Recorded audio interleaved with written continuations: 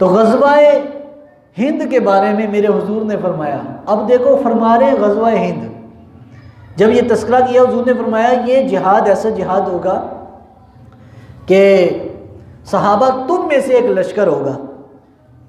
क्या फरमाया? तुम में से, सहाबा को फरमा रहे तुम में से एक लश्कर होगा जो कि इस जिहाद में शिरकत करेगा और हिंदुस्तान को फतह करेगा। और फरमाया ये जो फौज हिंदुस्तान के खिलाफ लड़ेगी, हिंदुस्तान को फतह करेगी, मेरे हुजूर ने फरमाया ऐसे लोगों के लिए अल्लाह तबारक ताला ने जन्नत की बिशारत दी हुई है। अब जो भी कश्मीर की तरफ शहीद हो रहे हैं या किसी भी बॉर्डर पे जो फौजी शहीद हो रहे हैं, उसके लिए तो यही एजाज़ काफ़ी है कि मेरे हुजूर ने 1400 साल पहले उसको जन्नत की खुशखबरी दे दी है। और दूसरा एजाज़ ये है कि जो मुसलमानों की हिफाजत के लिए बॉर्डर पर खड़ा होगा, सरहद पर, हुजूर ने फरमाया 2 आंखें ऐसी हैं जो जहन्नुम की आग उसको छू भी नहीं सकती। फरमाया सबसे पहली आंख कि जो अल्लाह की याद से जिसकी आंख से आंसू निकल पड़ा, फरमाया वो जहन्नुम में नहीं जाएगी वो आंख। फरमाया नंबर 2 पर सरहद पर पहरा देने वाले जो फौजी हैं, जो मुसलमानों की हिफाजत के लिए खड़े हैं, फरमाया उसको भी जहन्नुम की आग नहीं लग सकती। तो मेरे हुजूर ने ये फरमाया।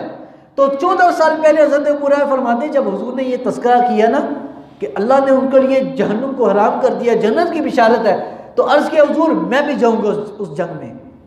तो हज़रत अबू हुरैरा फरमाते हैं कि जब मैंने ये बात की फतबस्समा रसूलुल्लाह सल्लल्लाहु अलैहि वसल्लम दाहका, हुजूर मुस्कुराए भी, यहाँ तक कि दाहक, हुजूर के दांत भी खुशी से, जब इंसान हंसता है तो दांत जाहिर हो जाते हैं, इतने हुजूर मुस्कुराए कि हुजूर के दांत जाहिर हो गए।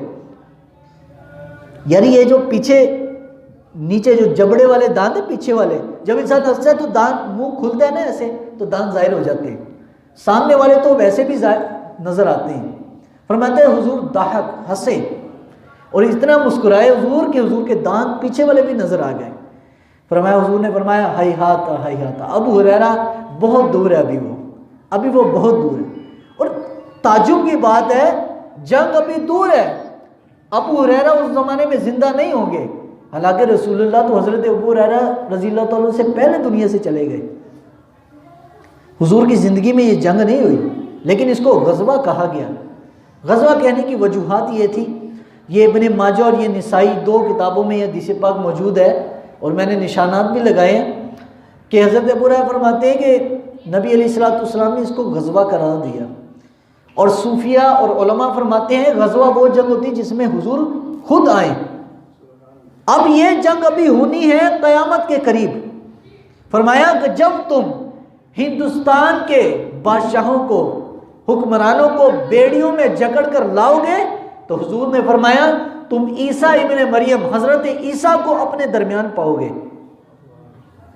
ये जो फ़लस्तीन है क़िबला अव्वल, ये भी हमारी फ़ौज ने फतह करवाना है, इसको आज़ाद भी हमारी फ़ौज ने करवाना है, हिंदुस्तान भी फतह हमारी फ़ौज ने, क्योंकि हुजूर ने फरमाया तुम में से गिरोह होगा। अब सहाबा नहीं थे, ये क्या इसका मतलब है? फरमाया इसका मतलब ये है कि सरकार ने ये फरमा दिया तुम में से गिरोह, इसका मतलब जो भी हिंदुस्तान पे फौज हमला करेगी, जिस तरह सरकार पर अपना तन मन सब कुछ कुर्बान सहाबा करते थे, वही फौज जो हिंदुस्तान को फतह करेगी सहाबा की तरह रसूलुल्लाह का इश्क रखेगी, हुजूर का इश्क अपने दिल में रखेगी। तो हुजूर ने फरमाया सहाबा तुम्हारे में से एक फौज वो जो हिंदुस्तान को, और हज़रत अबू हुरैरा फरमाते सरकार मशरिक़ की तरफ रुख करते और रुख करके नबी अलैहिस्सलाम अपना जो है सीना मुबारक के जो है चाक ये बटन खोलकर हुजूर फरमाते हैं सहाबा मुझे ये मशरिक़ की तरफ से ठंडी हवा आती है। अब आप मदीना तुल मुनव्वरा का नक्शा देखिए गूगल मैप के ऊपर, आप नेट में चेक कर लें, मदीने से मशरिक़ का रुख देखिए वो पाकिस्तान है।